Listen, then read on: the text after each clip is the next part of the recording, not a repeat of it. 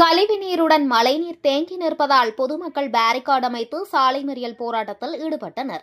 வடகிழக்கு பருவமழை துவங்கிய நிலையில் ஆழ்ந்த காற்றழுத்த தாழ்வு பகுதி உருவாகியிருப்பதன் காரணமாக தமிழகத்தில் பல்வேறு மாவட்டங்களில் கனமழை பெய்து வருகிறது. குறிப்பாக காஞ்சிபுரம் மாநகராட்சி பகுதிகளாக பேருந்து நிலையம், செவிலிமேடு, ஓரிக்கை உள்ளிட்ட பல்வேறு பகுதிகளில் பெய்த கனமழையால் சாலைகளில் ஆங்காங்கே மழைநீர் தேங்கி காணப்பட்டது.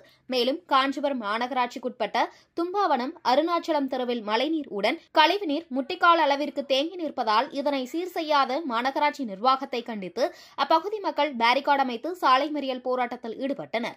இதுகுறித்து தகவல் அறிந்து வந்த காவல்துறையினர் சாலை மறியலில் ஈடுபட்ட பொதுமக்களிடம் பேச்சுவார்த்தையில் ஈடுபட்டனர். அப்போது காவல்துறையினருக்கும் பொதுமக்களுக்கும் கடும் வாக்குவாதம் ஏற்பட்டதால் சிறிது நேரம் பரபரப்பான சூழல் நிலவியது.